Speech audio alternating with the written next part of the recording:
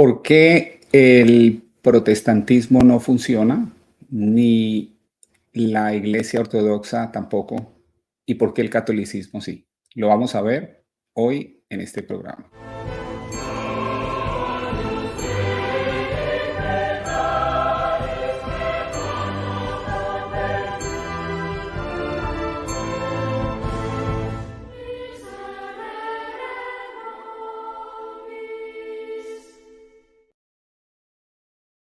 Hola a todos, bienvenidos. Espero que me escuchen bien.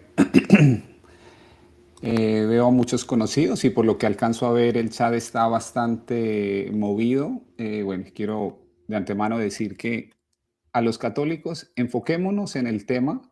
Generalmente vienen personas a crear discordia, a confundir o sobre todo, y lo más importante, vienen a distraerlo, ¿no? Entonces, enfoquémonos este es un tema interesante, sobre todo es un tema en el que quiero ir profundizando y hoy como que se da la oportunidad, ya que ayer o anteayer que hicimos el video sobre el teólogo Néstor Díaz, pudimos empezar a tocar algunos temas importantes de cómo los católicos interpretamos la Biblia y vimos especialmente, tocamos tangencialmente el tema del magisterio, pero creo que amerita que vamos profundizando en eso, porque aquí vamos a encontrar lo que en mi opinión es la gran fortaleza del argumento católico. El hecho de que tenemos un magisterio visible, identificable, y ese magisterio va a ser el elemento distintivo entre el catolicismo y la Iglesia Ortodoxa, eh, el protestantismo, bueno, y en general esa va a ser la marca del catolicismo. Entonces, si ustedes recuerdan, creo que hace 2 semanas, un programa sobre la conversión de Cameron Bertucci en mi canal creo que son 18,000 visitas, ha tenido ese video, o sea, ha sido uno de los videos más populares en mi canal. Si ustedes recuerdan muy bien, la esencia del argumento de Cameron Bertucci era la siguiente, póngame mucha atención. Él dice que hizo un modelo probabilístico en el cual él quería medir qué tan probable es el hecho de que el papado sea cierto, desde un punto de vista, con toda la evidencia que hay, por supuesto, incluyendo la evidencia bíblica, histórica, teológica, etcétera. Entonces, su modelo le dio un 98%. ¿Y cuál fue para este apologeta protestante? ¿Cuál fue el versículo que cambió completamente su visión? Isaías 22:22. Entonces, ya que recientemente vimos el programa de Cameron, voy a poner ese versículo, vamos a pegarle una miradita porque alguien me dio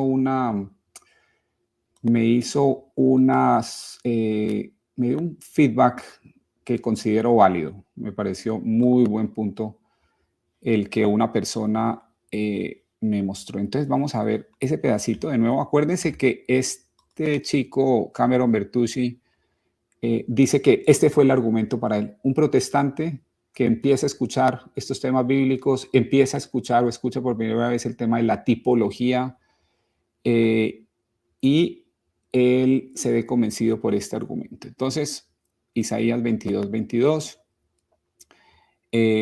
aquí estamos hablando de Eliakim, que es como el primer ministro, si lo queremos ver así, del reino de David. Y básicamente en este capítulo de Isaías dice lo siguiente, dice, y sucederá en aquel día que llamaré a mi siervo Eliakim, hijo de Hilcías, lo vestiré con tu túnica, con tu cinturón lo ceñiré, tu autoridad pondré en su mano, así que estamos hablando de una autoridad significativa, y llegará a ser un padre. Y este fue un punto muy importante y ese es el punto que alguien me dijo, me gustaría que usted enfatizara la próxima vez que lea eso, el hecho de que Eliakim tipológicamente va a ser un padre, va a tener autoridad, va a ser considerado un padre, va a recibir la llave de la casa de David, ¿cierto? Jesús es el hijo de David y Jesús viene a instituir el reino que se le promete a David en los salmos y en, digamos, como parte de la alianza que Dios establece con el pueblo de Israel, le promete a David que su hijo va a ser el rey. Y sabemos entonces que esa llave de la casa de David va a estar sobre Eliakim. Y aquí viene este punto, cuando él abra nadie cerrará, lo cual es muy similar a Mateo 16, cuando se habla de la capacidad de Pedro de atar y desatar. Y aquí el punto es el siguiente, ¿no? Yo quiero que lo tengamos muy en claro. Este es un elemento tipológico. Yo sé que muchos protestantes no son muy dados a la tipología, pero como les digo, es un punto que a un protestante con alto nivel intelectual como Cameron Bertucci, que en su canal tiene 120,000 suscriptores, que ha entrevistado quizá a algunos y ha hecho debates entre ateos y teístas, ha tenido a William Lane Craig, ha tenido al profesor Kunz, ha tenido una gran cantidad de personas de alto calibre intelectual. Y este es un chico inteligente y es un chico que le gusta y tiene un deseo de la verdad. Entonces, el hecho de que este haya sido un elemento que haya marcado la diferencia para él es algo que yo, bueno, primero que todo, tengámosle muy en cuenta porque nos va a servir para entender un poquito el argumento que les voy a dar hoy, ¿ok? Y lo que vamos a mirar hoy. Entonces, eh, vamos entonces a chequear este punto con base digamos, en una controversia que está actualmente entre un católico y un protestante. Eh, el católico eh, se llama Jesús Ferreira del canal Antisectas Jesús Ferreira y está en un debate con nuestro viejo amigo Winston Medina. Entonces, básicamente, el debate Jesús Ferreira le ha eh, digamos que le ha cuestionado a Winston con el tema de sola escritura, que yo creo que no es un misterio para nadie. Darse cuenta de que la sola escritura es el talón de Aquiles del protestantismo. Eso lo hemos visto en distintos debates.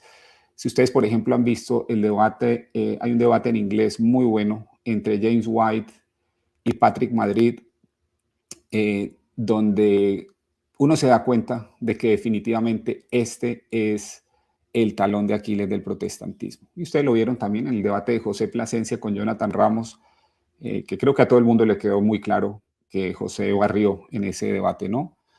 Entonces, sabiendo que ese es el punto débil, vamos a ver el argumento de Winston eh, y se lo voy a comentar, porque yo creo que aquí vamos a darnos cuenta, en mi opinión, de por qué el modelo protestante tiene tantos problemas. Aquí lo vamos a ver el argumentando, tratando de defender, en mi opinión, de defender lo indefendible. Vamos a ver, va aquí a hacer unas categorizaciones que considero son incorrectas, pero nos va a ayudar esta discusión para que nos centremos en el punto fundamental, que es lo que hoy quiero que ustedes se lleven. Entonces, vamos, se lo voy a leer, está aquí en el canal de Winston, dice así. Básicamente, Winston lo llama la falsa atribución de Jesús Ferreira, una gran falacia. El punto de Winston, a ver, para que lo vean, no lo voy a leer todo, ustedes lo pueden leer, pueden entrar al canal de él y en comunidad, aquí lo ven, pueden buscar este comentario. Eh, pero el punto básicamente de Winston, por lo que alcanzo a ver, es que le está diciendo, usted está atribuyéndome falsamente o está creando una falacia de tipo lógico porque usted está diciendo que todas las herejías provienen de sola escritura, ¿cierto? Yo creo que esa no es la posición de Jesús Ferreira, pero está bien, dejemos que Winston, así sea haciendo un hombre de paja, vamos a analizarlo, porque yo creo que nos vamos a enriquecer todos de este análisis. Entonces, aquí Winston dice unas cosas que vale la pena comentar. Nada más. Bueno, leamos la primera parte completa. Dice, a ver, si se lo voy a ampliar un poquito, porque vale la pena verlo un poquito más grande, ¿no? A ver, dice así. Jesús Ferreira, del canal Antisectas, Jesús Ferreira vuelve a cometer un grave error cuyo boomerang con bomba atada explotará en su cara. Yo le sugiero a nuestros hermanos protestantes que dejen de utilizar el término bomba y que le va a explotar una bomba, porque generalmente lo que nos hemos dado cuenta es que cuando dicen eso, la bomba les explota a ustedes en sus manos. Así que mi sugerencia es que moderen un poquito el lenguaje porque generalmente se les devuelve como un boomerang, ¿no? Pero bueno, escuchemos a ver. Aparte de humillar a una dama, no entiendo a qué se refiere, por supuestamente ser unicitaria, con lo cual no lidiaré, el caballero atribuye la unidad al principio de la sola escritura. No entiendo ese punto, pero bueno. Sin embargo, este amigo olvida que su iglesia católica romanista, que se jacta de siempre haber seguido el tripiés de la infalibilidad, escritura, tradición y magisterio, ha sido la madre de las más grandes y reconocidas herejías históricas. No solo cristológicas, sino muchas otras. Bueno, aquí viene un punto interesante, ¿no? Winston está acusando a la iglesia católica de herejía. El punto va a ser el siguiente.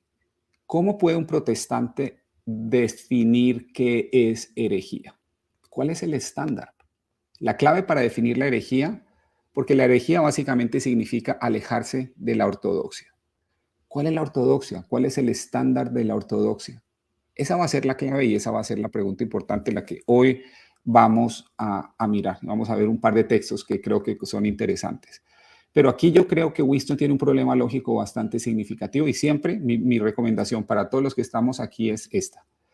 Cuando nosotros escuchemos a un protestante acusando a la Iglesia Católica de herejía, en este caso Winston está hablando de unas herejías históricas, no dice exactamente cuáles son, pero la pregunta que yo me hago es, un protestante, qué autoridad tiene para definir cuál es la ortodoxia? Si el protestante por naturaleza se ha alejado de la ortodoxia. El protestante no tiene un órgano magisterial que defina lo que es ortodoxo y lo que no es ortodoxo. Los cristianos que tenemos ¿sí? que tenemos sucesión apostólica o que estamos en una iglesia que tiene sucesión apostólica, voy a meterme en ese concepto un poquito más adelante, tenemos un estándar, ¿cierto? Ortodoxos y católicos tenemos, por ejemplo, los concilios ecuménicos. Esos son para nosotros un estándar. Los católicos, además, tenemos al magisterio, tenemos al Papa. Ahorita vamos a ver por qué eso es esencial en este tipo de discusiones. El protestantismo no tiene un magisterio oficial. Por lo tanto, cuando Winston está acusando a la iglesia de lo que él llama las más reconocidas herejías históricas, él tiene un problema muy complicado. Él tiene que demostrar que él tiene un estándar. Para acusar a la iglesia de herejía, que es apartarse de la ortodoxia, Winston tiene que demostrarnos que él es la ortodoxia. ¿Y cómo va a ser él para demostrarnos que él es la ortodoxia? Él simplemente va a proferir una opinión, pero eso, cualquiera puede decir eso, ¿no? O sea, cualquiera puede acusar a otro de herejía, pero la pregunta del millón es, ¿quién tiene esa autoridad? ¿Quién define el estándar? Esa es la pregunta que ustedes se deben hacer. ¿Quién define el estándar que es ortodoxia?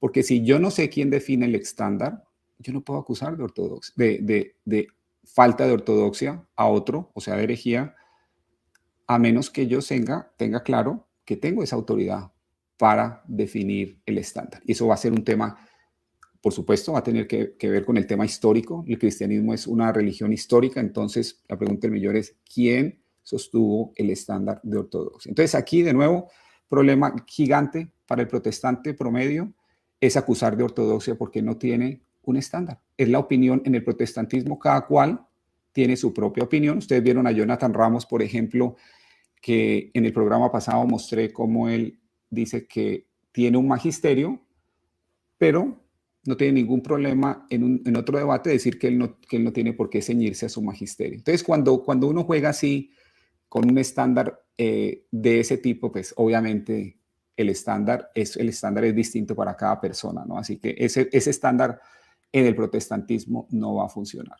Entonces, sigamos, pero siempre recuerden la pregunta del millón es, ¿quién tiene la autoridad, la capacidad y, digámoslo así, el pedigrí para definir cuál es el estándar? ¿Quién ha sido autorizado por Dios? A Dios, ¿a quién le ha dado ese poder para definir el estándar? ¿Cierto? Entonces, esa es la pregunta importante de hoy. Y vamos a ver algunos temas históricos, vamos a ver un par de padres de la iglesia que comentan al respecto, pero, bueno, a ver, si hay alguien que está así como esta persona, que, a ver, a mis amigos protestantes, si vienen a interrumpirnos, ¿por qué no son respetuosos, escuchan los argumentos, aprenden un poco, porque creo que es importante para que no hagan malos argumentos, para que cuando tengamos diálogos, en lugar de hacer hombres de paja, en lugar de hacer argumentos mal elaborados, en lugar de cometer falacias, puedan hacer un buen argumento. Se pueden nutrir de esta charla.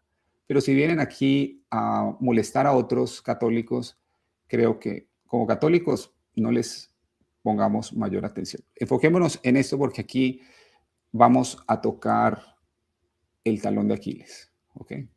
Entonces, ya vimos que Winston nos acusa de terribles herejías. Miren, esta parte está muy interesante. Esta parte no la podemos dejar pasar. Mírenlo aquí. Eh, entonces, bueno, ya nos acusó de haber sido la madre de las más grandes y reconocidas herejías históricas. ¿Quién es el estándar para Winston para definir quién es hereje o no? Él mismo, ¿no? O sea, él es su propio papa, él es su propio magisterio y él es supuestamente la ortodoxia para decir quién es o no es ortodoxo. 2000 años después, ¿no? Entonces, ok. Pero a propósito de la unicidad, en verdad surge esta herejía debido al principio de la sola escritura, como dice el argentino Ferreira. Pues no, suponiendo que sea cierto que la iglesia romanista sea la única iglesia histórica y su tripiés de fuente infalible e interpretativo no falla y preserva la unidad de la iglesia y evita el surgimiento de las más terribles herejías y el pluralismo. Cabe preguntarse cuándo surgieron las grandes herejías. Entonces, a ver, vamos a desmenuzar la estrategia de nuestro amigo Winston. Winston, como sabe que tiene una papa caliente en las manos, ¿cierto? Porque el tema de la sola escritura es una papa caliente para los protestantes. Entonces él va a atacar a Jesús Ferreira diciéndole lo siguiente. Le dice, miren el argumento que está montando Winston aquí. Le está diciendo, oiga, ustedes católicos no nos pueden acusar a nosotros, los protestantes, de la proliferación de interpretaciones erróneas, que podemos llamar herejías, así creo que las está llamando Winston. ¿Por qué? Porque el protestantismo surgió en el siglo XVI y han habido herejías en siglos pasados. Entonces, si ustedes van a decir que la sola escritura que introdujo el protestantismo es una fuente de herejías, pues es una falacia. Ese es el punto de él, ¿no? Porque han habido herejías cuando no se practicaba sola escritura a la forma en que la practica los protestantes. Entonces, esa es más o menos la estrategia de Winston, pero creo que la estrategia tiene un problemita. Vamos a ver cuál es el problemita. Aparte, pues, de que Winston diga que él es la ortodoxia, ¿no? O sea, sí, creo que eso es un problemota, pero bueno. Entonces dice, aquí está la línea de defensa del cuándo surgieron las grandes herejías. Comencemos con Simón el Mago, un personaje bíblico que tuvo contacto directo con el supuesto primer papa, es decir, Pedro, y también con los demás apóstoles. ¿No se supone que este personaje fundó una secta unicitaria modalista? Según varios historiadores, este hombre es reconocido como el fundador o pionero de esta herejía. ¿Por qué la iglesia no lo editó con su tripiés? Miren lo que está haciendo Winston aquí. Miren lo que está haciendo Winston. Él está diciendo que cuando alguien tiene una herejía, la culpa, y hay una división, la culpa es de la iglesia. Más o menos, como para que ustedes se vayan dando cuenta, más o menos es como si yo tengo mis hijos aquí en mi casa, yo pongo unas reglas y les digo, yo soy el papá, yo soy la cabeza de este hogar y estas son mis reglas de juego. Y si mis hijos empiezan a romper esas reglas y se empiezan a alejar hasta el punto de que yo los tenga que separar o decirles que se vayan de la casa, según Winston, aquí como él está haciendo su argumento, según Winston, el problema es mío. La falta o la falla es mía y no de mis hijos que se están comportando mal y están rompiendo las reglas hasta el punto de que me va a tocar sacarlos de la casa, ¿cierto? Entonces, ya nos vamos dando cuenta de que es un argumento bastante problemático, ¿no? Porque le está diciendo, ¿por qué la iglesia no lo evitó con su tripiés? La iglesia tiene que evitar que haya divisiones. ¿Dónde dice eso? ¿Dónde dice eso en la Biblia que la iglesia tenga que evitar que haya divisiones? Y bueno, dice, ¿se debió el surgimiento de esta herejía a la sola escritura? ¿O Jesús Ferrera incurre en la falacia y la falsa atribución juntamente con el anacronismo, interpolación al usar un principio enfatizado en la reforma en el siglo XVI? Entonces Winston está diciendo, de nuevo, lo que yo les decía, han habido herejías en el pasado no se practicaba sola escritura y supuestamente lo que está diciendo es que si la iglesia no lo evitó es culpa de la iglesia. Entonces aquí vienen varios temas. Vamos a mostrarles este par de diapositivas. Primero, ¿es la iglesia responsable de que hayan divisiones o las divisiones los apóstoles sabían que iban a pasar y nos prepararon para ellas y saben que en las divisiones hay un propósito, ¿cierto? ¿Cuál es ese, digamos, ese misterio de el hecho de que pueden haber divisiones en la iglesia? Lo dice el apóstol Pablo en la primera de Corintios 11:19. Porque es necesario que entre vosotros haya bandos, a fin de que se manifiesten entre vosotros los que son aprobados. Cuando uno lee eso, ¿cierto? Lógicamente sigue que así como hay algunos que son aprobados, hay algunos que no son aprobados. Entonces la pregunta del millón es, ¿y cuál es el estándar de aprobación? ¿Cuál es el estándar de aprobación? El mismo apóstol Pablo, escribiéndole a Timoteo en la primera de Timoteo 3:15, nos dice, pero en caso de que me tarde, te escribo para que sepas cómo debe conducirse uno en la casa de Dios, que es la iglesia del Dios vivo, columna y sostén de la verdad. En algunas otras traducciones se dice columna y fundamento de la verdad. Pero aquí está el punto importante. La iglesia no tiene necesariamente que esperar que haya siempre unidad.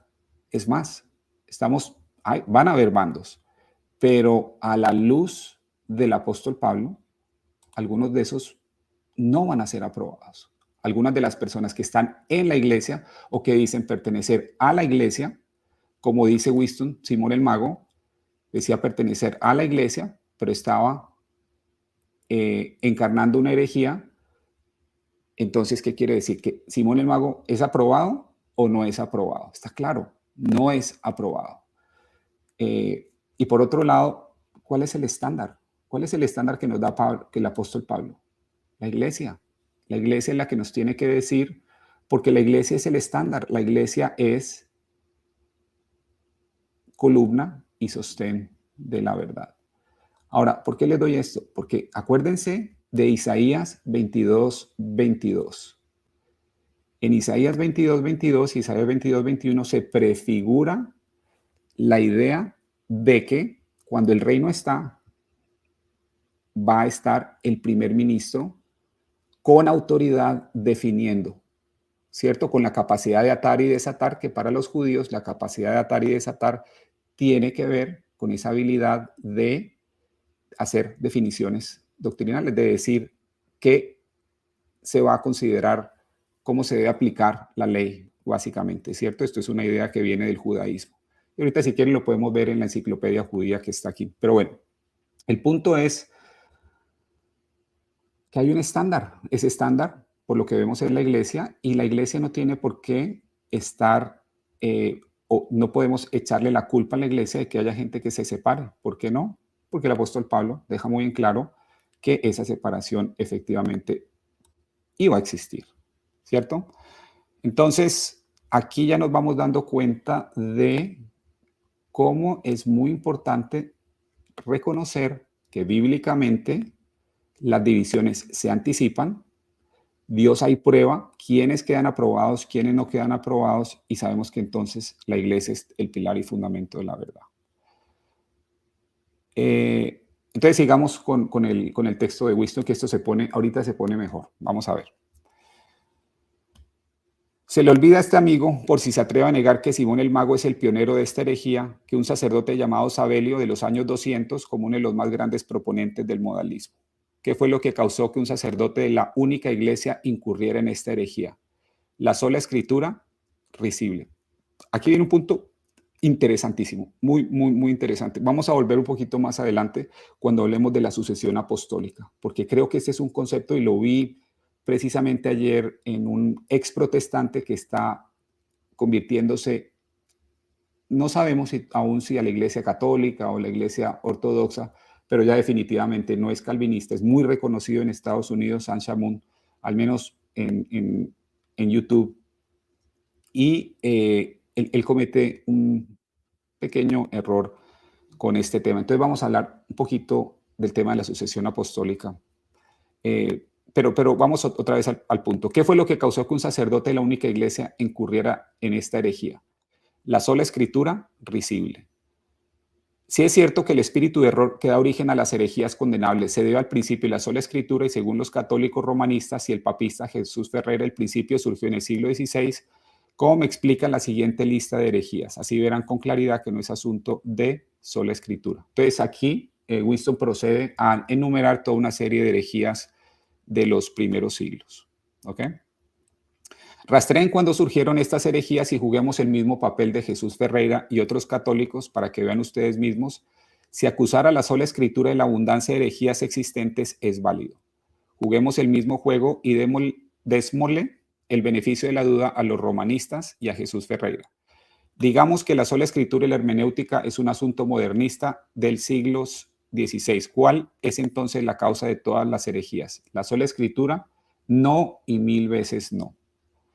Recordémosle al pésimo apologista argentino que cada vez que Roma se ha atribuido el poder único y exclusivo de interpretar las escrituras y proponer doctrinas y dogmas infalibles, que ha causado.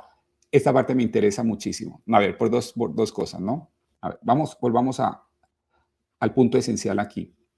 Yo no creo que Jesús Ferreira, yo no creo que él haya dicho que la causa de todas las herejías es la sola escritura. Y yo creo que me va a tocar, lástima que no tengo hoy las manzanitas, y ustedes saben que las manzanitas me refiero al programa pasado, donde me tocó explicar con manzanitas un poquito algunos temas de lógica que al teólogo Néstor Díaz no, parece que la lógica no le funcionaba muy bien. Yo creo que Winston aquí está, en mi opinión, creo que puede estar cometiendo, lo digo, puede estar cometiendo el mismo error lógico, porque él está diciendo que nosotros los acusamos a sola escritura, porque está diciendo los católicos, acusamos a sola escritura de todas las herejías. Eso no es cierto. Sola escritura es causante de muchas herejías. En eso estamos de acuerdo. Pero hay un principio de fondo, digamos que ese es el efecto, hay un principio más de fondo que está mucho más profundo y es el que se los voy a dar hoy, que es la causante de todas estas herejías y desafortunadamente es un principio, es un problema que está en el protestantismo y por eso es que el protestantismo no funciona, el catolicismo sí, por eso yo llamé eso este programa. Entonces, Winston se está queriendo salir olímpicamente, pero va a tener un problema que se lo voy a mostrar ahorita más adelante. Vamos a ver. Bueno, y para los que digan que aquí bloqueamos, que aquí rechazamos a los protestantes, aquí no rechazamos a los protestantes, los escuchamos, pero simplemente, por favor, tengan moderación en los comentarios. Pueden dejar comentarios en el video más adelante, pero pongan atención porque aquí hoy van a aprender unos temas que creo que van a ser útiles para que conozcan y entiendan bien la posición católica. Entonces, recordémosle dice al pésimo apologista argentino, yo entiendo por qué Winston tiene que hacer ataques a dominem, ¿no? Y lo que se llama, ayer lo veíamos, anteayer lo veíamos, esta falacia a dominem, que es envenenar el pozo, ¿no? A él le encanta, y creo que eso le quita mucha credibilidad desde el punto de vista lógico, porque lo que muestra es que tiene que usar falacias para darle fuerza a sus argumentos. Cuando el argumento es muy bueno, uno no necesita utilizar falacias ad hominem. No simplemente pone el argumento y el argumento se defiende por sí mismo. Cuando uno tiene que reforzarlo con falacias ad hominem y con envenenar el pozo, yo creo que eso generalmente es síntoma de que el argumento no es muy fuerte. Y eso desafortunadamente, pues aquí lo vemos claro con Winston, ¿no? Así que Winston, si me estás escuchando, una recomendación para que te podamos tener en mucha más... para que tengas más credibilidad, para que tengan más fuerza tus argumentos, hay que dejar los ad hominem, déjalos a un lado, haz el argumento y si el argumento es bueno, se va a defender solito, no necesita esas adiciones innecesarias. Entonces, recordémosle al pésimo apologista argentino, ad hominem, que cada vez que Roma se ha atribuido el poder único y exclusivo de interpretar las escrituras y proponer doctrinas que ha causado. Primer cisma, entonces habla de los ortodoxos monofisistas. Esta parte me interesa. Aunque aquí hubo concilios ecuménicos, algunos patriarcas y obispos no quedaron contentos y retiraron su afiliación con la iglesia romanista siempre existente. Este es un punto fascinante, ¿no? Lo que está diciendo Winston aquí, porque está diciendo que el problema cuando la iglesia católica define un dogma, una doctrina o algo que se considera ortodoxa, si hay gente que se va, entonces es culpa de la iglesia. De nuevo, es lo mismo que decir que si yo pongo como padre, con la autoridad que tengo como padre en mi casa, si yo pongo reglas y mis hijos las rompen, y entonces voy a sacar a mis hijos, la culpa es mía, supuestamente, según Winston, porque yo puse unas reglas que son objetivas y que son para el bien de la casa, entonces la culpa es mía. O sea, ¿qué lógica tiene eso? Yo creo que otra vez vamos a tener que volver con peras y manzanitas porque eso no tiene ninguna lógica, es absurdo. O sea, ese es un argumento que se cae con su propio peso. De nuevo, es como que un gobierno ponga unas reglas y diga que las personas que conduzcan embriagadas van a ir a la cárcel. Y que si personas conducen embriagadas y van a la cárcel, entonces es culpa del gobierno porque el gobierno puso la regla, ¿cierto? No tiene sentido este argumento que hace Winston. Pero es importante el punto aquí. Aquí hay un punto que yo quiero explorar y es el hecho de que, miren esto, lo que está diciendo Winston, hay un concilio ecuménico donde se está tratando un tema doctrinal importante y al final del concilio, ciertos obispos que, punto importante, que vienen con sucesión apostólica, deciden decir no, retiramos nuestra afiliación con la iglesia. Este va a ser un punto bien interesante. Escuchemos el segundo caso que nos da. Segundo y gran cisma, ortodoxos orientales de 1054, enojados por razones políticas y especialmente por el filioque, en el que Roma agregaban al Hijo como uno de quien procedía el Espíritu Santo, junto con el Padre, alterándose el credo establecido en un concilio anterior. Esto trajo exclusión mutua y se separaron por casi 1000 años y aún lo están, aunque ha habido intentos por reconciliarse sin éxito alguno. Yo aquí diría una cosa, ¿no? Y reconciliarse quiénes con quiénes. No hay hoy una iglesia ortodoxa. De pronto, Winston de pronto no está actualizado, pero no hay una iglesia ortodoxa. Es una iglesia que está en cisma. Es una iglesia que se ha estado dividiendo y con esta guerra de Ucrania mucho más. Pero ya estos patriarcas no están en comunión unos con otros. Entonces, no hablemos de una iglesia ortodoxa hoy porque no la hay. O sea, hay diferentes grupos. ¿Y cuál es la causa? Es lo que vamos a ver más adelante, porque los padres de la iglesia nos hablan de cuál es esa causa. Concilio Vaticano I se proclama la infalibilidad papal y miles de romanistas conocidos, Coló, Cerero, no entiendo qué dice, católicos o católicos antiguos salieron huyéndose y afiliándose a las iglesias ortodoxas o protestantes. Consideraban este dogma una gran herejía usurpadora de Cristo. ¿Qué es lo que estamos viendo aquí? Aquí lo que estamos viendo es una iglesia que determina lo que es la ortodoxia y gente que no está de acuerdo y simplemente deja la iglesia. Tal como lo veíamos en la cita en la primera de Corintios 11:19. Entonces, nada que nos sorprenda hasta aquí, en absoluto. Nada que no espere uno, ¿no? Otro caso que da Winston, dice, Concilio Vaticano II y su reintegración unitaria trajo como consecuencia que miles de católicos se apartaran de Roma por considerar una contracción que 600 años anteriores había proclamado en un concilio que fuera de la Iglesia romana no había salvación, y luego reintegraban hasta ramas protestantes a los judíos y musulmanes en el Olán de la salvación. Eso no es cierto, y si quieren puedo hacer un programa donde la Iglesia va a decir en el Concilio Vaticano II, va a decir que hay elementos de santificación en varias de las religiones, va a decir que los protestantes son hermanos que están separados, pero que tienen un bautismo válido, lo cual es absolutamente bíblico, pero va a decir que están unidos de forma imperfecta y obviamente que muchos podrían eventualmente condenarse, ¿no?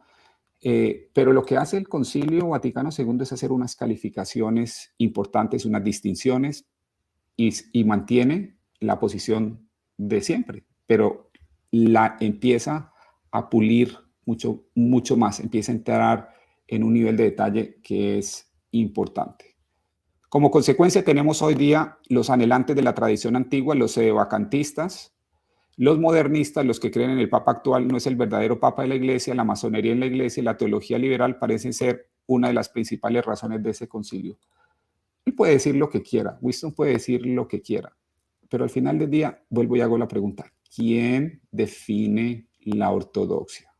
¿Quién define la ortodoxia? La ortodoxia lo va a definir la iglesia que Cristo fundó. Y esa iglesia que Cristo fundó, la posición católica que se las voy a mostrar ahora, es la que mejor respuesta tiene para todos esos eventos. Entonces, ¿son el pluralismo, la división y las herejías causadas por el principio de sola escritura o la interpretación libre? Juzguen ustedes. ¿Tiene razón Jesús Ferreira y compañía? Yo le daría la razón a Winston, ojo con esto, no me malinterpreten ni me saquen de contexto, yo le daría la razón a Winston si ese fuera el argumento de fondo, pero ese no es el argumento de fondo. Sola escritura crea herejías, es una causa de muchas herejías, porque todo el mundo interpreta como le viene en gana. Y eso lo vemos claro, que entre los mismos protestantes se acusan de herejes unos a otros, ¿cierto? Eso está clarísimo. Por ejemplo, los calvinistas acusan a N.T. Wright, a la Nueva Perspectiva, de ser hereje. A Leighton Flowers, que es excalvinista, lo acusan de ser hereje. Algunos acusan a los arminianos de ser herejes y sucesivamente entre unos y otros se acusan, ¿no? Entonces, eso demuestra que alguno de ellos está en el error o todos, pero es porque en parte, sin duda, es porque están en sola escritura. Entonces, Winston tendría razón si nosotros estuviéramos argumentando que sola escritura es la raíz de todos los problemas. Pero lo que yo voy a plantear es que nosotros, católicos, no estamos argumentando eso. Nosotros estamos argumentando algo mucho más de fondo.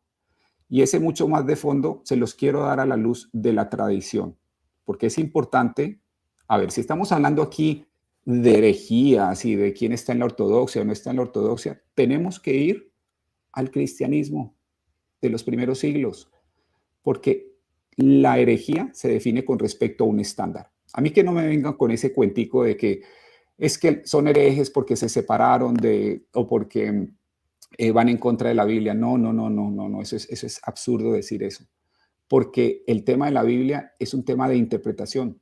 Para nosotros la Biblia es la fuente esencial de la teología católica. Y de nuevo, yo puedo decir que los dogmas que yo encuentro en la iglesia, yo los encuentro explícita o implícitamente en la Biblia. Entonces, que a mí no me vengan con ese cuento de que nos estamos alejando de la Biblia y todas estas cosas, porque eso sí es un hombre de paja, ¿no? Lo que hay que hacer es ir a los padres de la iglesia, escuchemos lo que dice nada más y nada menos San Vicente de Lerins al respecto, porque él nos va a ir dando pautas. Él nos va a dar esas pautas de qué es ortodoxia. Por ejemplo, en el Comunitorium nos da lo que se llama la regla para distinguir la verdad católica del error. Escuchémoslo bien, a ver, pongámosle atención, que tiene unas cosas muy interesantes que decir, que nos van a ayudar a mostrarle al señor Medina que nosotros como católicos estamos yendo a un argumento mucho más de fondo que el de sola escritura. Pero desafortunadamente para él es un argumento o es un problema en el que ellos, el protestantismo, caen. Igualmente lo vamos a ver reflejado en la Iglesia Ortodoxa. Entonces dice así: habiendo interrogado con frecuencia San Vicente de Lerins y con el mayor cuidado y atención a numerosísimas personas sobresalientes en santidad y en doctrina, sobre cómo poder distinguir por medio de una regla segura, general y normativa la verdad de la fe católica de la falsedad perfecta de la herejía. O sea, esto es exactamente lo que está planteando Winston. La verdad por un lado, la herejía por el otro. ¿Cómo distinguir? ¿Es Winston la persona para decir quién es el hereje aquí? Si la Iglesia Católica es hereje o quién es el hereje. ¿Tiene la capacidad? ¿Qué nos dice San Vicente de Lerins al respecto? Nos dice que él, después de haber consultado con personas numerosísimas, como dice, sobresalientes en santidad y doctrina, cómo distinguir o cómo tener una regla segura para distinguir. Casi todos me han dado la misma respuesta. Todo cristiano que quiera desenmascarar las intrigas de los herejes que brotan a nuestro alrededor, evitar sus trampas y mantenerse íntegro e incólume en una fe incontaminada, debe con la ayuda de Dios pertrechar su fe de dos maneras. Primero, con la autoridad de la ley divina ante todo. Segundo, con la tradición de la Iglesia Católica. ¿Okay? Entonces aquí ya San Vicente de Lerins está metiendo el tema de la tradición y tiene todo el sentido. Tiene todo el sentido. Si alguien va a venir con una interpretación nueva que hasta ese momento no se ha escuchado, que no se ha enseñado por la Iglesia, porque esta Iglesia tiene sucesión apostólica, entonces debería verse o debería levantarse banderas rojas, porque hay y puede haber problemas de herejías. Entonces, para él, el tema de la tradición es importante. ¿Okay? Pero entonces ustedes van a decir, bueno, ¿y dónde está el magisterio? Vamos a ver dónde entra el magisterio en esta historia. Sigamos leyendo, dice así. Sin embargo, alguno podría objetar, puesto que el canon de las escrituras es de por sí más que suficientemente perfecto para todo, ¿qué necesidad hay que se le añada la autoridad de la interpretación de la Iglesia? Esto es algo que cualquier protestante el día de hoy podría decir. Si yo tengo la Sagrada Escritura, ¿yo para qué necesito la autoridad de interpretación de la Iglesia? Y es exactamente la pregunta que está respondiendo San Vicente de Lerins. Precisamente porque la Escritura, a causa de su misma sublimidad, no es entendida por todos de modo idéntico y universal. De hecho, las mismas palabras son interpretadas de manera diferente por unos y por otros. Entonces, para él hay necesidad de que se le añada la autoridad de interpretación de la Iglesia. San Vicente de Lerins, creo que estamos hablando año 420, 430, es de la misma generación de San Agustín y ya se dan cuenta la importancia que le da a la interpretación de la Iglesia, al tema de la tradición. Y esto se conecta muy bien con este otro punto que se los voy a dar a continuación y que no lo he visto, generalmente no lo he visto enseñado muy frecuentemente. Y este es el Papa, si no estoy mal, Hormisdas. Hay veces me confundo. Si este es el Papa Hormisdas, es un Papa que estuvo cerca del año 498, nació en el 498, murió en el 514, y él tuvo un conflicto con las iglesias orientales. Esto después de que hubiese sido la condenación a Nestorio con esta herejía del nestorianismo, y algunas iglesias orientales, después de uno de los concilios, no estaban muy de acuerdo con algunas de las decisiones y de alguna forma hubo un pequeño conato de cisma que Hormisdas, con la autoridad como obispo de Roma y obispo de la Iglesia Universal, él intermedia. Y miren esta fórmula de Hormisdas que es muy, muy, muy conocida y se está conociendo cada vez más. Es una confesión de fe que él le manda al emperador y le manda al patriarca de Constantinopla, que representa las iglesias, digamos, es la autoridad de las iglesias orientales, para que se firme y se reunifiquen las iglesias. ¿Y saben lo que pasa? Aquí viene un punto importante. Las iglesias orientales, o mejor dicho, el patriarca de Constantinopla firma y acepta esta fórmula. Firma y acepta esta fórmula. Miren esta fórmula lo que dice. Este está en el libro de Eno, de Robert Eno, The Rise of the Papacy, en la página 131, por si lo quieren ver. Dice así: la primera condición de la salvación es guardar la norma de la verdadera fe y no desviarse en modo alguno de la doctrina establecida por los padres. Porque es imposible que las palabras de nuestro Señor Jesucristo, que dijo, tú eres Pedro y sobre esta piedra edificaré mi iglesia, no sean verificadas.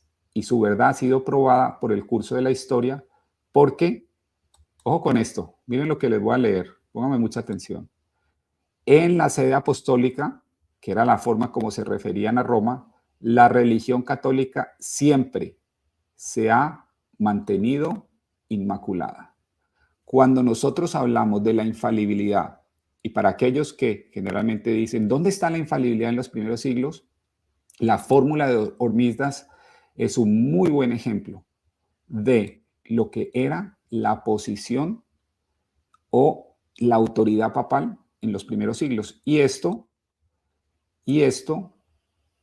se alinea muy bien con esta primera partecita donde dice, la primera condición de la salvación es guardar la norma de la verdadera fe y no desviarse de la doctrina establecida por los padres. Entonces, aquí, estas son las dos cositas que hay que conectar. No hay que desviarse de la verdadera doctrina, de la ortodoxia, que ha sido enseñada por los padres o establecida por los padres, pero al mismo tiempo, ¿quién ha mantenido inmaculada esa autoridad y esa interpretación?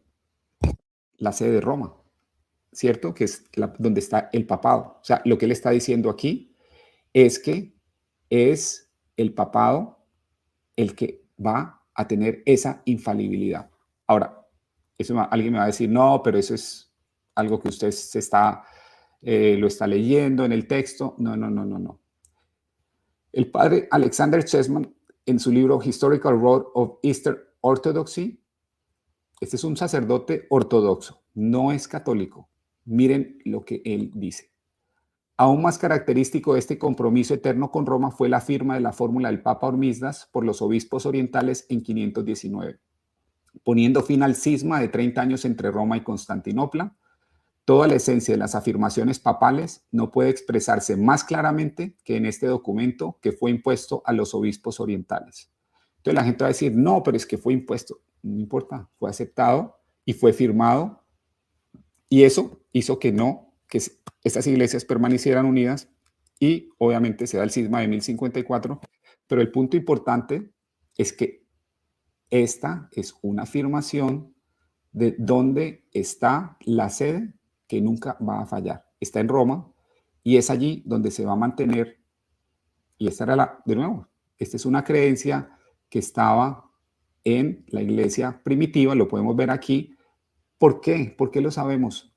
Porque lo firmaron, porque los obispos firmaron. Y si esto no fuese cierto, y si no estuviesen de acuerdo, no hubiesen firmado esta declaración de fe. Entonces aquí viene el punto que me interesa comentarles. Y de nuevo, este tema del magisterio lo vamos a seguir desarrollando. Este es simplemente un primer acercamiento al tema, ¿no? Entonces, aquí viene el punto. Nosotros hemos dicho como católicos que tenemos este modelo. Para nosotros la Sagrada Biblia, junto con la Sagrada Tradición, es lo que nos va a dar lo que conocemos como la palabra de Dios, y los dos van a venir para nosotros, vienen de la misma fuente. Y cuando yo tengo, en un caso dado, estoy leyendo la Biblia, estoy interpretándola y tengo dudas, por ejemplo, con el tema de la justificación, por ejemplo, con el tema del bautismo de los niños, por ejemplo, con el tema del aborto, por ejemplo, con el tema de los anticonceptivos. ¿Qué voy a hacer yo como cristiano? Yo y mi Biblia, ese tema no funciona, por eso lo vemos claramente en el protestantismo. Una enorme cantidad de denominaciones, sin ningún tipo de, cada una por su lado, sin ningún tipo de orden ni estructura. En el caso nuestro vamos a tener la Biblia, tenemos la tradición, la forma como la iglesia ha interpretado, y vamos a tener el magisterio. Pero aparte de eso, y les voy a meter otro datico el día de hoy, otra variable aquí es, hay un tema de sucesión apostólica. Y ese es el punto que quiero tratarles hoy, porque parte de lo que está diciendo Winston aquí es que él está como tratando de llegar a este punto, ¿no? Él está diciendo, mire, es que antes de que hubiera sola escritura, habían herejías y habían cismas. Y obviamente le echa la culpa a la Iglesia Católica de que hayan esos cismas, lo cual es un absurdo lógico, ¿no? Como les mostré, es como decir que entonces hay que echarle la culpa al papá porque los hijos rompen los platos en la casa, o sea, no tiene ningún sentido. Pero bueno, el punto es este.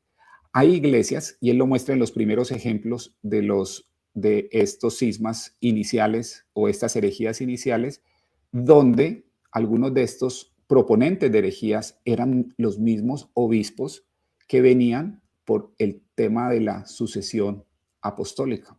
Entonces yo quiero hoy hablarles un poquito de eso. Yo quiero que entiendan esto porque va a ser importante para el desarrollo de estos argumentos y la defensa de la posición católica. El punto es que hay sucesión apostólica. Los apóstoles, y eso está en la Biblia, pasan el poder o invisten, hay un otorgamiento de poder a otras personas a través de la imposición de manos. Y es a través de esto que empieza a aparecer los obispos. Por ejemplo, vemos a Ignacio de Antioquía diciendo, donde está el obispo, está la Iglesia Católica en el año 110. Entonces, cómo se hacía cómo se determinaba si alguien era obispo o no? Venía por un tema de imposición de manos, que es lo que conocemos como la sucesión apostólica. Entonces, este modelito de aquí tiene una relación muy importante con esta idea de la sucesión apostólica. ¿En qué sentido?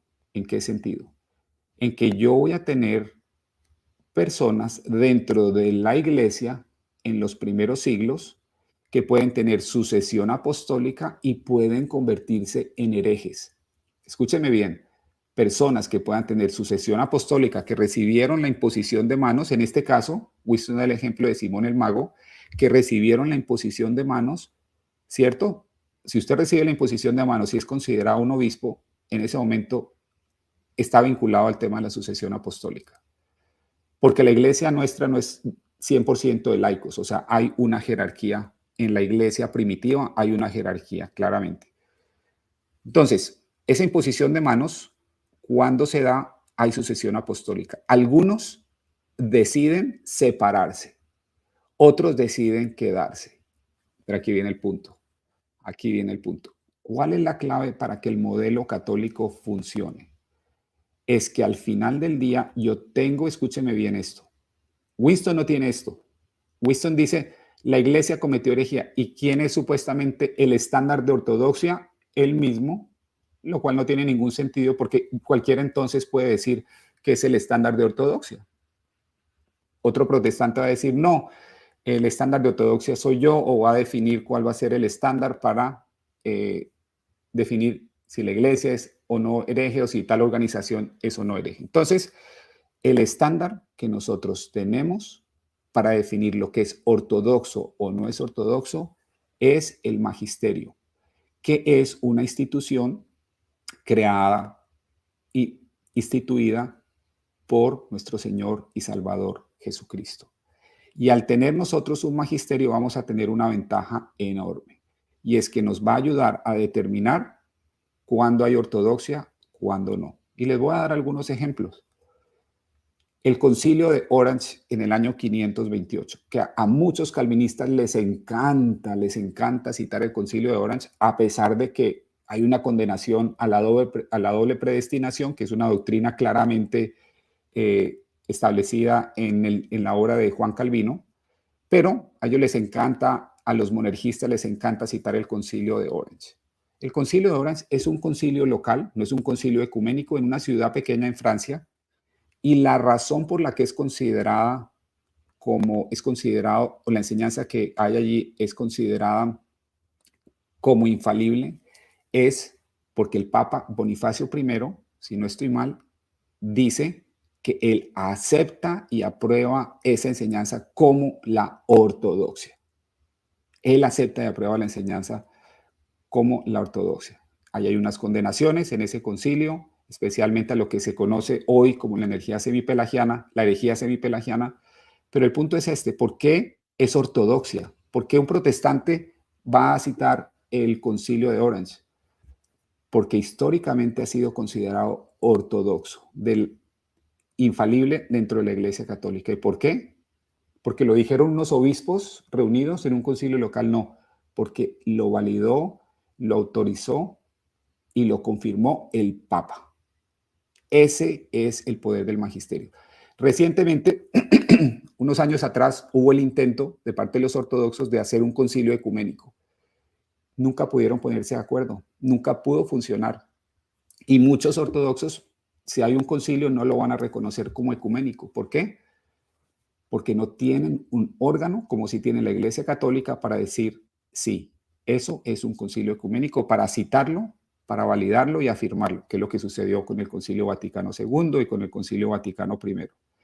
Entonces, la ventaja que nosotros tenemos es que hay un magisterio. Para nosotros ese magisterio es un magisterio visible, es un magisterio que podemos identificar, que está físicamente localizado en Roma. Hay una persona que representa y es ese pastor, es esa persona que ostenta esa autoridad para decir que es ortodoxo y que no es ortodoxo. Y como nosotros lo afirmamos, esto no es una autoridad que viene de los hombres. Pensamos que es un poder investido del cielo y hay una guía del Espíritu Santo que va a hacer que en determinadas circunstancias, en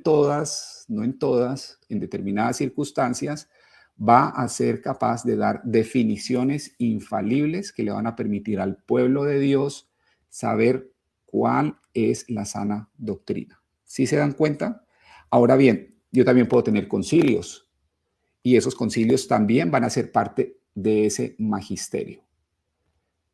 Pero al final del día, si yo tengo un papa que decide individualmente establecer y definir un dogma, es decir, algo que es la ortodoxia, el estándar de ortodoxia, él puede hacerlo, pero también puede trabajar con un concilio ecuménico, como sucede en el Concilio Vaticano II.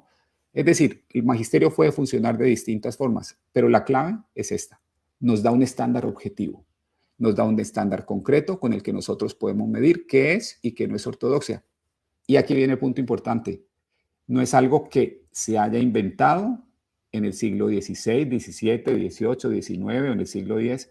Lo vemos claramente, por eso les quería traer hoy, porque yo sé que muchos no la conocen, esta fórmula del Papa Hormisdas. Y de nuevo, tengo más, así que si alguno va a decir no, pero lo vamos a refutar, tranquilos, no se preocupen, que tengo muchos más elementos para confirmar, pero hoy quería traer este porque me parece que es relevante a la discusión que estamos teniendo y me parece que es una buena oportunidad de ir introduciendo elementos que nos van a permitir a los católicos entender mucho mejor cómo funciona este magisterio y cómo podemos nosotros argumentar este tipo de cosas, porque realmente la posición católica tiene todo el sentido. Entonces, para terminar, vamos y hacer un comentario final sobre la posición de Winston ¿Y dónde creo yo que tiene el problema fundamental? De nuevo, Winston dice que nosotros los católicos, los apologetas, y aquí se lo dice a Jesús, pero creo que se refiere a todos nosotros, de que nosotros acusamos a sola escritura como la razón de todas las herejías. No, no, hay algo más de fondo. El problema del protestantismo y la razón por la que no funciona es porque no tienen ese estándar objetivo de qué es ortodoxia y qué no es ortodoxia, porque no tienen un magisterio. Y es el mismo problema que hoy tienen los ortodoxos, porque al no tener magisterio no pueden hacer concilios ecuménicos, al no tener magisterio no pueden tomar definiciones con respecto a temas como algo tan sencillo, pero tan del día a día como el tema del uso de anticonceptivos. El uso de anticonceptivos en el catolicismo para nosotros es un tema donde hay pecado mortal. Y les puedo dar las razones por las cuales el magisterio habla de eso como pecado mortal, pero en la ortodoxia no se definen. Algunos dicen que sí, otros dicen que no, pero no tienen magisterio. Entonces, no pueden definir cuál es esa ortodoxia. Ahora, yo entiendo, algunos me van a decir, no, pero es que yo no creo en el papado. ¿Ok? Pero yo tengo razones como católico muy contundentes para afirmar que el papado es cierto. Y una de esas razones, como les mostraba, una de esas razones es nada más y nada menos que este argumento de Isaías 22:22, que ustedes lo pueden ver si les interesa en este programa que hice recientemente, que se llama La increíble conversión del apologeta protestante Cameron Bertuzzi al catolicismo, donde vamos en cierto detalle, no mucho detalle, pero cierto detalle con respecto a ese argumento. Pero lo importante es esto, lo importante es esto, vuelvo y lo repito, por eso me gusta hablar de Cameron Bertucci, porque su conversión al catolicismo es porque él encontró en la Biblia, en Isaías 22, usando la tipología, el argumento que en su modelo probabilístico hace que para él, en su modelo probabilístico, un modelo lógico, hay un 95% de probabilidad de que la afirmación que tenemos los católicos sobre el papado es cierta. 95%. Lo que quiere decir que para él hay solamente un 5% de probabilidades de que o el protestantismo o la ortodoxia sean ciertas, porque ambos van a negar la validez del papado. Recuerden esto, 95% en su modelo. Y obviamente hay otros argumentos, pero ese argumento de Isaías 22:22, por si no lo conocen, es un argumento muy poderoso, o al menos lo fue para él, para arriesgar mucho, para arriesgar sus ingresos, para arriesgar su vida familiar y personal y convertirse en católico. Porque para él ahí estaba la verdad. La iglesia afirma que hay un magisterio infalible, y ese magisterio es esencial para nosotros en el entendimiento de la verdad divina. Y entonces ese magisterio, por lo tanto, es algo que para él es algo que debía creer. Y como lo debía creer, decidió tomar la decisión de volverse católico. Entonces, eso es lo que yo le digo al señor Medina. Nosotros no estamos diciendo que solo la escritura es la razón de todas las herejías. La razón de todas estas herejías es alejarse de la iglesia, una iglesia que va a ser identificable, una iglesia que Dios le ha dado el poder y la guía del Espíritu Santo para que nos enseñe la sana doctrina, para que nos enseñe la verdad.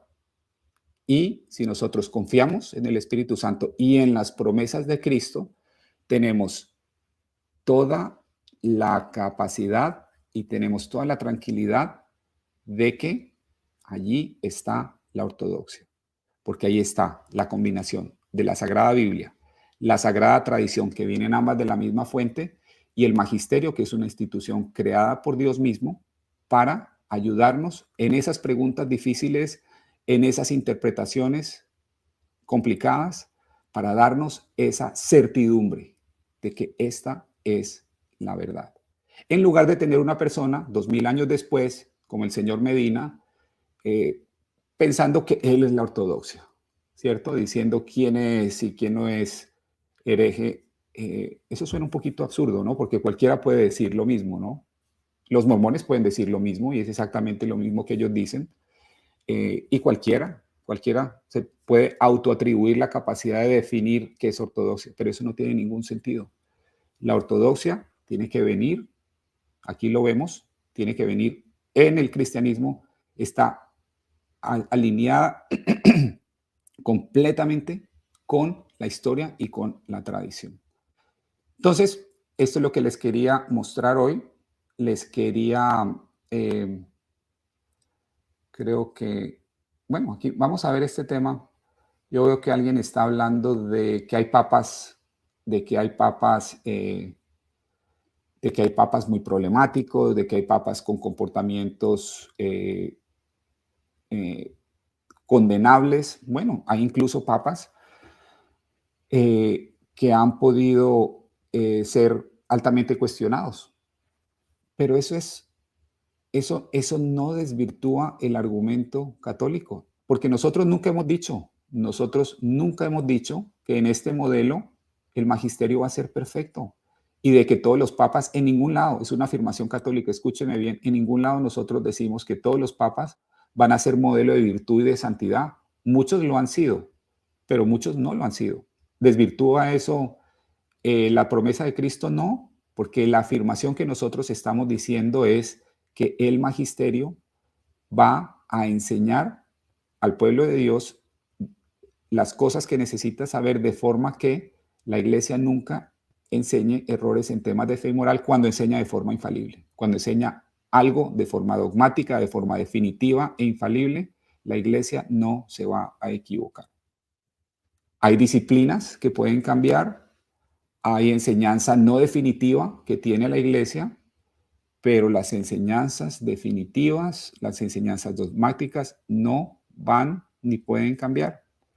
Entonces, que a mí me digan, no, que es que fulanito, que un papa tuvo hijos o que un papa tuvo un amante, eso no quita nada, porque la afirmación que nosotros estamos haciendo es que cuando el papa, que es la cabeza visible de la iglesia, va a hacer una afirmación definitiva que es vinculante para todos los cristianos, ese papa va a ser ayudado, dirigido, inspirado por el Espíritu Santo para que no cometa error, para que no enseñe error.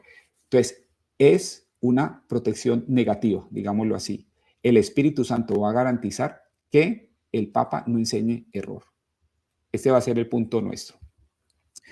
Y que no enseñe error cuando hable de forma ex cátedra. Esa es la afirmación que nosotros estamos haciendo, para que no hagan hombres de paja, que el Papa dijo esto, que el Papa dijo lo otro. No, es cuando dice y cuando hace afirmaciones ex cátedra que nosotros decimos que el Papa no va a cometer error.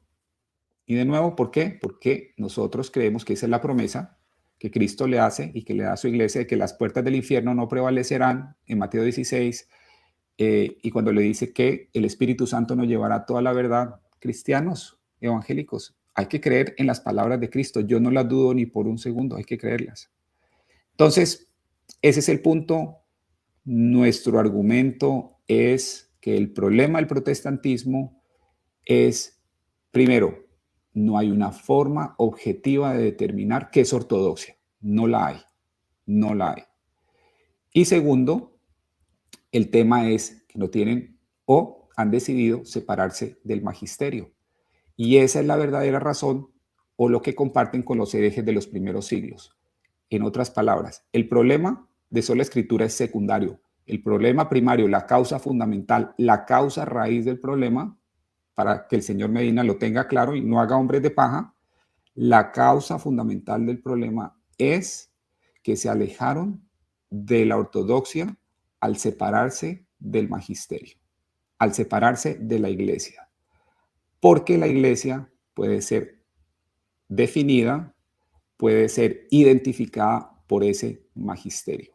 Y al separarse, tal como lo hicieron algunos obispos que tenían sucesión apostólica en los primeros siglos y que decidieron irse por los caminos de la herejía, ellos hicieron lo mismo, se separaron del magisterio, se separaron de la iglesia y se separaron de ese órgano que define la ortodoxia. Entonces la pregunta del millón hoy para todos es, ¿quién define la ortodoxia? Esa es una pregunta que como cristianos todos nos debemos hacer.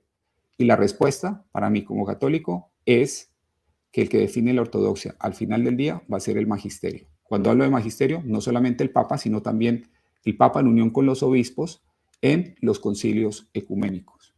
Y con eso van a darse cuenta de que mi posición va a ser absolutamente consistente. Y pueden venir aquí con objeciones, que el Papa fulanito, que tal evento en la historia, y todas se las vamos a responder con consistencia.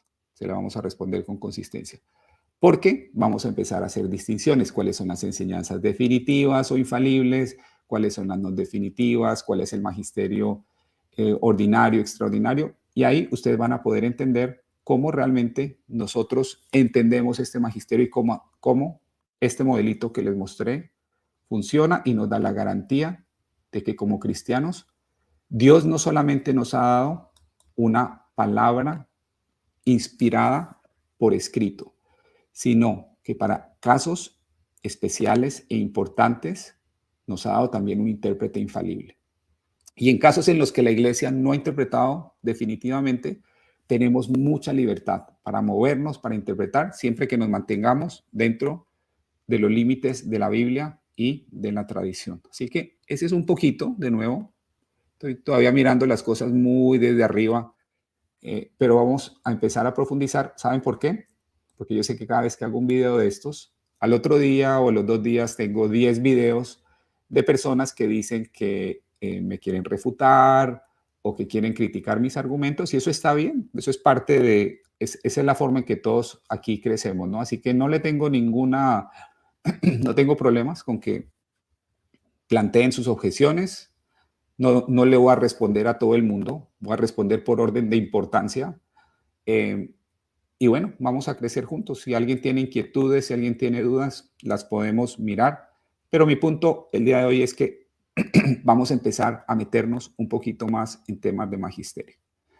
Ahora, para finalizar, hay otros temas que están pendientes. Nuestro amigo Medina está muy ansioso porque yo le responda unas preguntas que él ha hecho, pero yo creo que por deferencia él también debería responder las que yo he hecho, las que le he planteado, las 7 inquietudes que le he planteado, porque a mí me interesa muy bien ver si él tiene o no tiene un doble estándar. Ese es un punto que me interesa mucho ver en el señor Medina y por eso me encantaría que me responda para yo poder responderle esas inquietudes que tiene con respecto al tema de la justificación y la ley de Cristo, ¿no? Así que vamos a ver si nos responde. Y bueno, tengo otros temas, pero hoy quería tocar este porque creo que es un tema importante. Así que muchas gracias por haber estado. Les pido que le den gustar a este video. Si no se han suscrito, suscríbanse y voy a prepararles algo muy interesante que me han pedido, me lo han pedido bastante. Vamos a verlo la próxima semana. Es una sorpresita, pero sé que les va a gustar. Así que Dios los bendiga. Los católicos no se olviden de ir a misa el día de mañana y espero que tengan un fin de semana bendecido. Muchas gracias.